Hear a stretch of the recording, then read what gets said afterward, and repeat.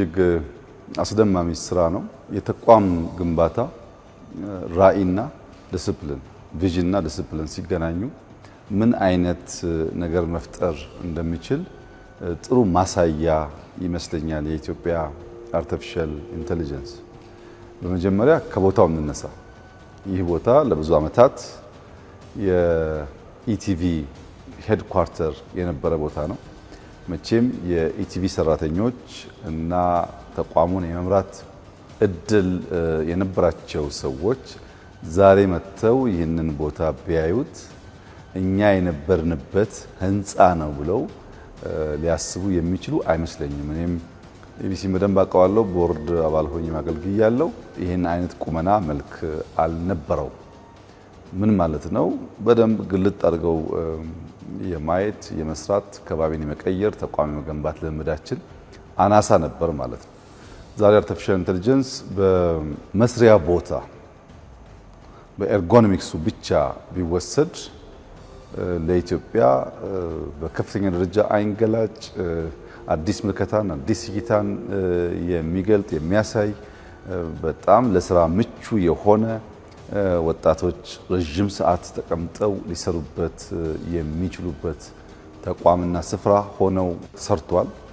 ይሄ በጣም ኢምፕሬሲቭ ነው በራሱ። ከዚያ ባሻገር ግን አርቲፊሻል ኢንተለጀንስ 5 ዓመት ገደማ ነው በተቋም መልክ ካስጀመር ነው።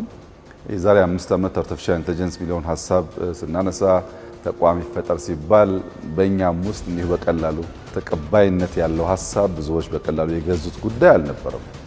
ግን አርቲፊሻል ኢንተለጀንስ የሰው ልጅ የሚያስብበትን መንገድ ኢማጂን የሚያደርግበትን መንገድ ፖሲቢሊቲን የሚያይበትን መንገድ እየቀረጸ መጥቷል።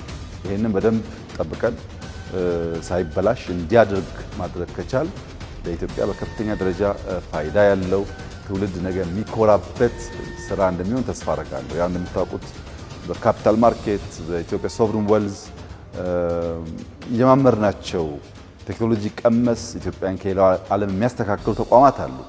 የኤአይ ፍጥነትና እድገት ግን ከነዚያ ሁሉ አንጻር ሲታይ በጣም የሚያረካ ሆኖ አግኝቼዋለሁ። ሁላችንም ትምህርት ሰጪ ነው። ይህ ስራ እንዲሳካ የዚህ ተቋም አመራሮች፣ ሰራተኞች፣ ደጋፊ አካላት መቼም ጠንካራ ስራ እንደሰሩ ራሱ ፍሬው ይናገራል። ይህንን ቦታ ከሰጠናቸው ዓመት ባልሞላ ጊዜ ውስጥ እንደዚህ ያለውን ድንቅ ስራ የሰሩ ሁሉም እጆች ይባረኩ። የደገፉ ግለሰቦች፣ ኩባንያዎች፣ ሀገራትም ካሉ ለነሱ ሁሉ ምስጋናችን ከፍ ያለ ነው እና እንበርታ፣ እንስራ። በስራ በድካም ብቻ ነው የተሟላ ውጤት ልናመጣ የምንችለው። ራዕያችን ይሳካ ዘንድ የጠራ ሀሳቤ ቪዥን የምናሳካበት ዲሲፕሊን ያስፈልጋል። ያንን ካደረግን እንደዚህ ያለውን ተቋም ማበራከትና ለኢትዮጵያውያን ለዓይናቸው እርካታ ሰጪ ስፍራዎች ለአእምሯቸውም ብዙ ነገር የሚማሩበት ነገር መፍጠር ይቻላል። ዛሬ በነበረን ቆይታ ብዙ ነገር ተምረናል። እንግዲህ ተጨማሪ እውቀቶች ለማግኘት እድል እንደምናገኝ ተስፋ አድርጋለሁ። እጅግ በጣም ደስ ብሎኛል። እንኳን ደስ ያላችሁ ማለት እፈልጋለሁ።